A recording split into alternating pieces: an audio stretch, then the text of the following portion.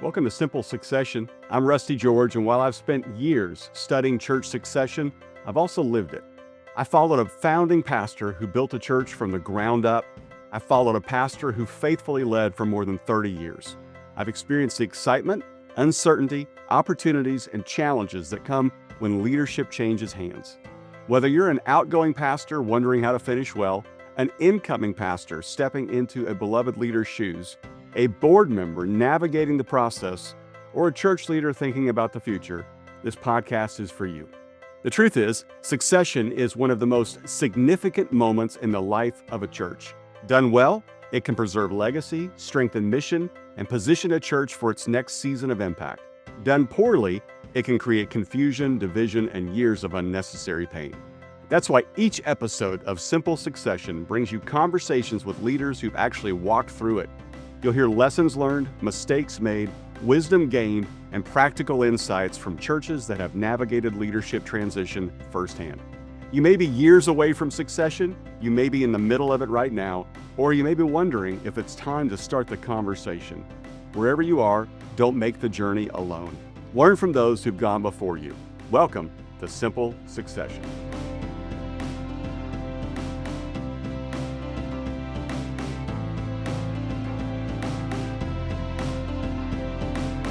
Hey, it is great to have two incredible leaders with us today. I get to sit down with Dave Dummitt, who has recently walked away from a 5-year run at one of the most influential churches in America, Willow Creek Community Church, and his successor, Shawn Williams, and that's Shawn spelled the correct way, S-H-A-W-N. Thank you, Rusty. And Shawn took over for Dave in what was, by all accounts, a seamless transition. I know everybody would love to be able to experience that and see that. I know everybody would love to experience such a transition like that, but it's not always the case. So, Shawn and Dave, I would love to know what it is that you guys figured out, what you decided to do right, that turned out to be right, what shocked you that was right, what you would do differently. And we'll walk through this progression just a little bit here. Dave, I would love to start with you and just find out, when did you know? Okay, there's a lot of guys out there that are going to transition their church to somebody else, and they haven't even thought about it yet. They've been there longer than 5 years. Most people are there 25 to 30.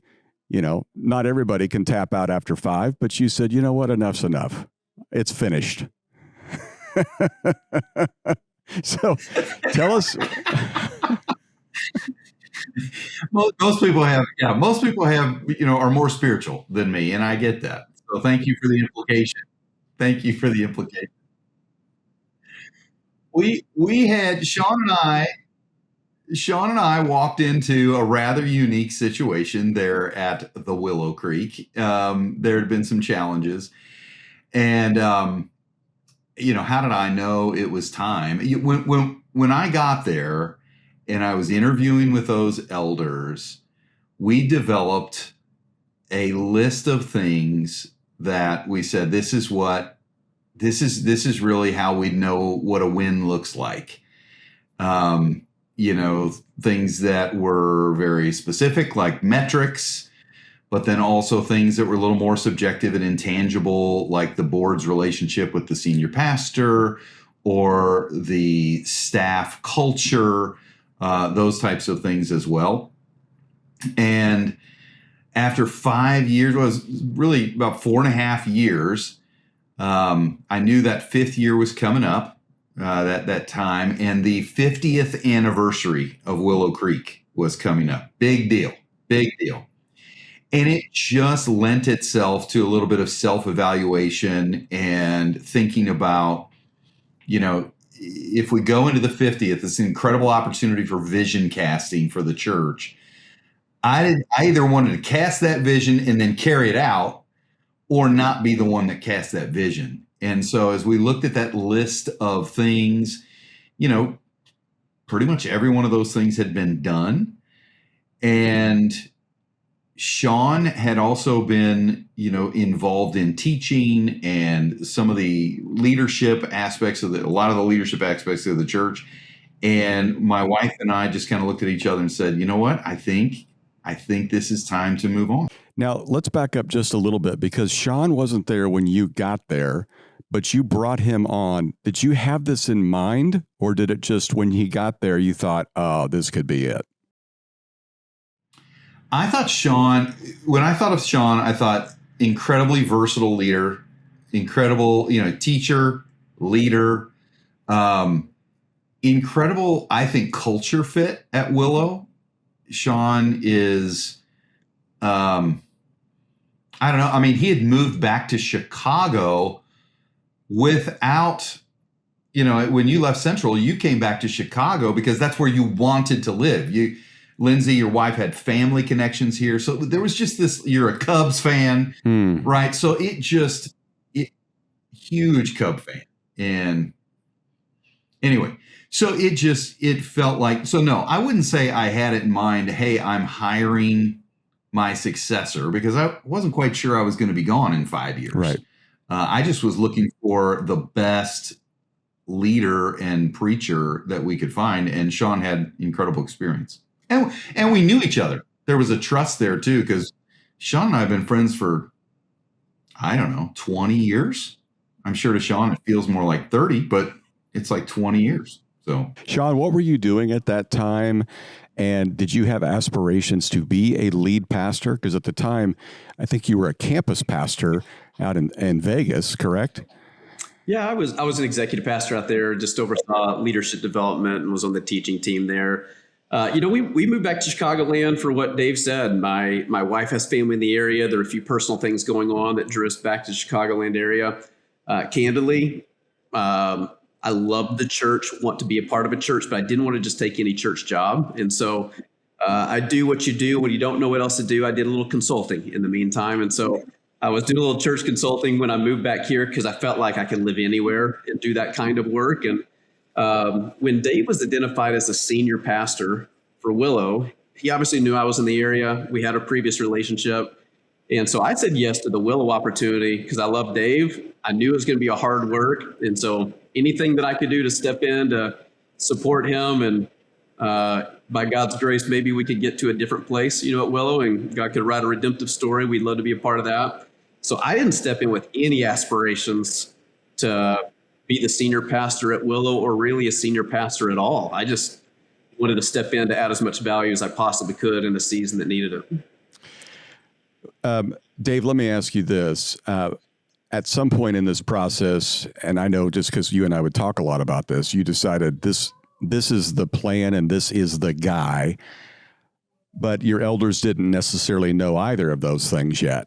So how did you get them, up to speed? They're not thinking about this every day like you are. You're eating, sleeping, breathing this idea of this, transition, succession, those kind of things. You already know at this point, Shawn is the guy in your mind, but you've got to get them up to speed. And yet also hold on loosely enough that if God wants to do something different through them, that you're able to do that. So I know a lot of guys out there are trying to figure out, do I just put my hand on the scale and tell the elders this is it, he's the guy? Or do I just back away and say, it's your church, you all figure it out? What was the happy medium you found there? Yeah. Well, to be very clear, this was an elder decision. This was the board decision. It wasn't my decision. But I believe, we're all interim pastors and, good leaders are always trying to develop other people and give people opportunities. And so from the very beginning, not just Shawn, but other people as well, we were giving opportunities to preach, to lead, to speak into things, to come around tables. And so that was happening just sort of in general. I will say that when I began to think about, to think, I'm discerning whether or not I'm going to be around after that 50th anniversary. I did sort of invite Shawn into opportunities that would make a really smooth transition. How about that? Not to try and convince elders, but to say, man, if there's going to be a transition, I think best way to do that is for Shawn to be the person that's the obvious choice when the decision comes about. And so, I remember Shawn and we had a teaching series. It was kind of special. We went to Israel and filmed on location, and I invited Shawn to do that with me. Shawn became part of our leadership team at the church, so he started coming to elders meetings as well. So I did not make that decision. The elders did. But I think, very specifically, when I told the elders, hey, I'm going to be resigning, but I want to work with you to create a healthy momentum building transition. I said, hey, and I think you'd be crazy not to take a look at Shawn Williams. So I gave that suggestion, but from that point forward, they took it and vetted Shawn and made that decision. Shawn, how much did you know about all of this? How much were you, brought up to speed on this? Had you already agreed that you would consider this? Where were you in this process? Yeah, Dave and I had our first conversation about 2 years before the actual transition, before it was on the elders' radar. Candidly, the first conversation I was surprised by. I didn't see it coming, again, because that wasn't my heart or intention when I joined him here at Willow. But there were a few things that happened in that initial conversation. I felt his belief in me. I felt his affirmation that he thought I was capable of it. But then it also opened my eyes to start seeing things through his lens in a way that I wouldn't have before. And so to his point, he gave me opportunities. And so we did travel to Israel. But I also started thinking through the lens of, we were already in the same room and in the same meetings. I was already sharing my same opinions. But now all of a sudden I got to try to see things through his lens. How is Dave responding to this? How is he thinking this through? What kind of strategic way is he, helping us move the ball forward? And so after that initial conversation, it changed how I saw everything. That if the elders were to go this direction at some point, I was better prepared because of the opportunities he gave me along the way than I would have been if he wouldn't have had that initial conversation. So that was a gift for me to have a couple of years to really learn really closely from him, to see things the way that he saw them. I'm curious, and Dave, you do this so well, but there's this idea out there that if I find my successor and bring him on board, then he'll just learn by osmosis by being around me, and then he'll take over. But there's got to be some coaching along the way, and sometimes you can't do that over 8 years because you're not going to hire anybody to do that job. No one wants to wait around that long. And sometimes 6 weeks isn't near long enough. So you guys had this 2 years of overlap of kind of preparing Shawn to take this job. Dave, are you more of I'll let you see it and then we'll debrief, or is it kind of random conversations here and there? Shawn, are you more of I got to go get the knowledge and so I'm going to seek it out? Or did you have set meetings to discuss, here's what I'm thinking and here's what you need to know? Yeah.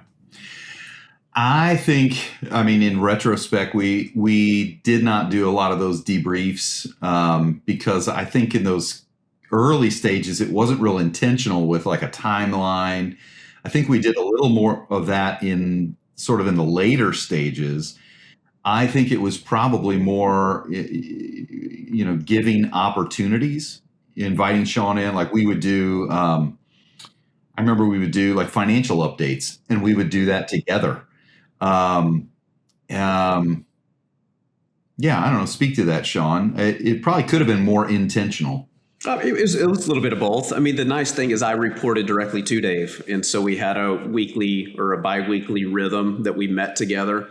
And so sometimes it was him giving some feedback or direction or whatever that looks like that he would normally do as he manages anybody on his team. And some of it was after we had that initial conversation, I asked different questions when I got to that meeting. And so, Dave, help me think through this decision. Why did you make this decision the way you made it? Or if I was facing a problem, help me think through this in a different way. And so it changed how I approached him, and it changed the types of questions I was asking because I've never been a senior pastor. I had never been in a seat. And so you don't know what you don't know. And so having 2 years where I could ask those kinds of questions was a gift. I mean, really a huge gift to me. You know what, Russ? I remember thinking this sort of, people talk about the baton pass, like the baton pass as a singular event. And I remember in my head just kind of going, there needs to be multiple successful baton passes. That's fair. Like there needs to be sort of this baton pass where Shawn is seen as sort of a first among equal with the staff. There needs to be this baton pass with the board. There needs to be a baton pass with key donors. There needs to be a baton pass with the church at large. I think that's why, some of the financial updates now put Shawn in front of all of our campuses and not just, South Barrington. In my mind, that's the way I thought about it, is that this isn't going to be most smoothly done one day during an event, but it ought to be something that happens, over time. Let me interrupt for just a moment. If succession is on the horizon for your church, let me help you. Just go to pastorrustygeorge.com and you can get my free guide. I followed 2 legends, 6 succession lessons I learned the hard way, plus a succession readiness assessment to help you discover where your church stands today. Both free resources. Just go to pastorrustygeorge.com to get these. Okay, back to our conversation. Had you seen that before, Dave, or you just kind of discovered that?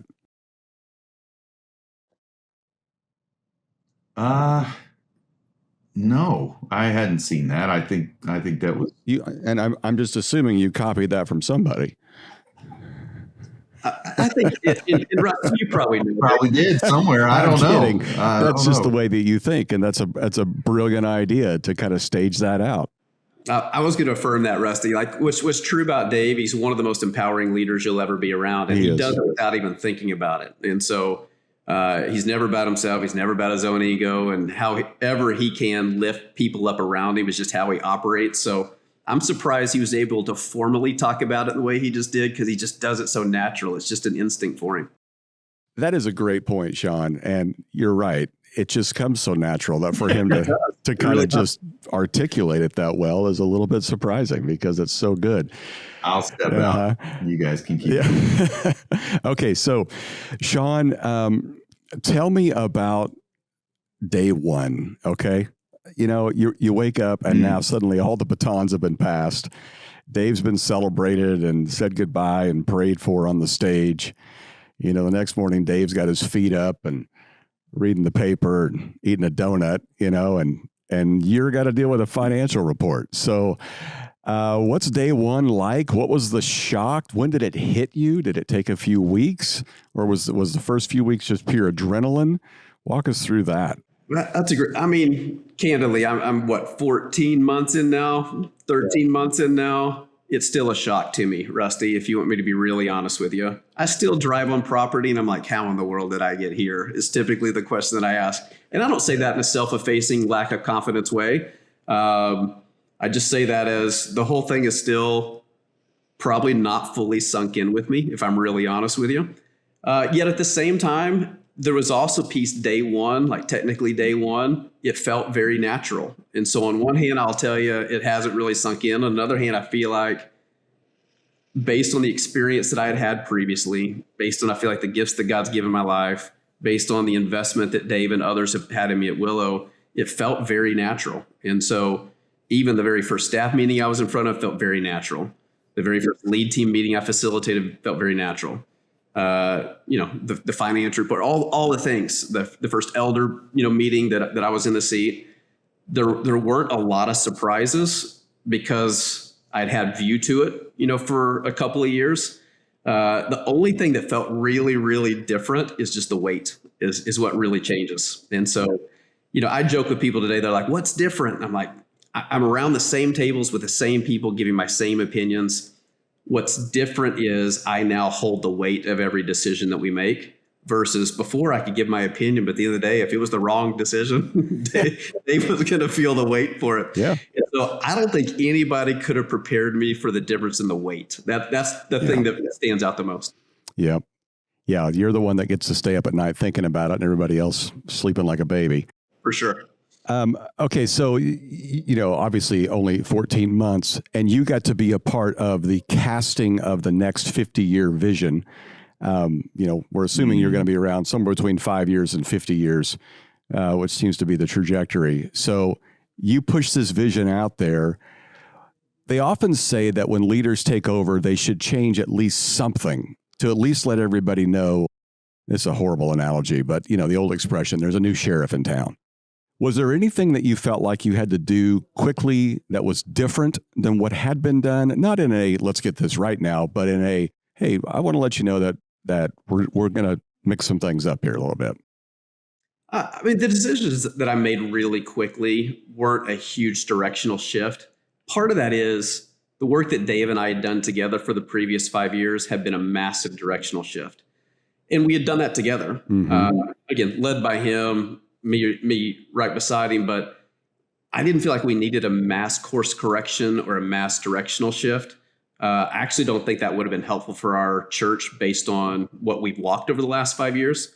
But I did make some changes, mainly around my team, like the leadership team and how it was going to function and how I replaced some of the previous responsibilities that I held. Because I knew I was a different leader. I'm wired a little bit different than Dave. What Dave needed around him to allow him to be at his best was going to be a little different than what I needed around me for me to be at my best. So the quick changes I made were more about how do I get the right people around me, because I'm only going to be as good as the people I surround myself with. But it wasn't really a vision direction change. Yeah. It was kind of more of the structural changes to make sure that we're going to win. Yeah. Dave, what was the first day like for you when it was over and the transition was done and it was real? What I did is I drove away from Willow. This is probably too personal, but nobody be interested, but I'll just share it. I realized, so I'm 52, and I drove away from Willow, and I actually drove to all the places in my life that have had sort of meaningful impact in building my life up to that point. I knew I wasn't quite sure what was next. I had some ideas, I had some dreams and ideas and things, but I wasn't quite sure.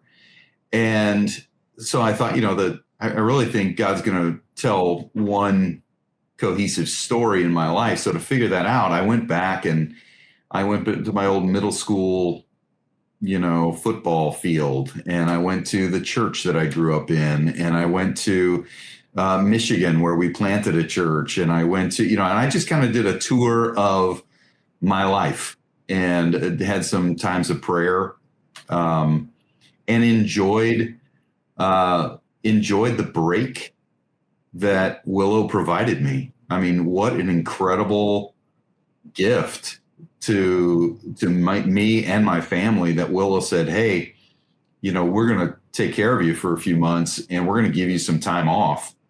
That was invaluable. I'd never done a sabbatical, and basically Willow made that possible for me. And it's life-changing, truly. But yeah, what was funny, the big surprise was just how quickly, when we made the announcement, it wasn't day one, but it was once the staff knew, how quickly I didn't get invited to meetings anymore. Like, nobody cared. And it was, or if I was in a meeting, it was kind of like, what does everybody think, Shawn? Kind of a thing. And rightly so. Like, it was quite a shift really quickly. And, but yeah, all that was fun. I think that's the thing that guys that retire discover so quickly, and it's so alarming, is how quickly people just move on. They figure out who the next leader is, and they just, okay, here's where we're going. It's really great. Okay, from both of you, I want to hear one thing as we begin to wrap this up. One thing that you're so glad you did that you would tell other people to do in their transitions, and one thing you wish you would have done differently. So, Shawn, you're nodding the most emphatically, so I'm going to let you answer first, and then Dave, you're up. The first piece is really came quickly to me. I may have to really think on the second piece of the question, but one of the things that was deep within my spirit that I think was helpful from both of us is, Dave and I had this initial conversation a couple years before the transition happened, but we didn't have a timetable. Like, we didn't know, was the transition going to happen in 2 years? Was it going to happen in 4? Was it going to happen in 10? Was it never going to happen? We didn't know the timetable. But I think about a book that I read a long time ago. You probably read it, Tale of Three Kings. Great book. But I thought a lot about, David was anointed as king, and he had opportunities to take it from Saul, and he didn't do it. And I felt like in my seat, if this is what God had next for me, it was very important that I don't try to take it from Dave. In God's time, it would eventually be handed to me if it was right. Wow. And so there was never a moment that I could or should have done anything that would have tried to take what wasn't yet mine or push him out in any way. And so instead, my posture is, I have to do everything I possibly can to honor the leader that God has in the seat right now. And so really work to do that the whole time Dave was in the seat. When we decided the transition was going to happen and I was named as the next person, my number one job was to honor Dave as much as I possibly could, privately, publicly, all that kind of stuff. And he did the exact same thing. And so he was my biggest cheerleader. He was so honoring to me. He championed me in front of the staff, the congregation, the elders. And it's part of why the transition became as seamless as it is neither one of our egos got in the way and neither one of our toes got stepped on. And when you can do that work really, really well, transitions can go really smooth. And grateful that we were able to live that out. I would encourage everybody in a transition to really have that as one of the highest values through the process. That's great. That's good. Dave? We sought outside counsel. The folks that have been through it before, in multiple places, and tried to say, hey, what can we learn? Basically asking the same question you just asked us. What went well? What didn't go well? And so I'm really glad that we did that. So that's probably the answer that would be my second answer. But my first answer is actually exactly what Shawn said, because I had someone tell me, this is so granular, but they said, hey, if you and Shawn can get in front of people and sort of tease each other and show that, you have a good relationship, that will help with people.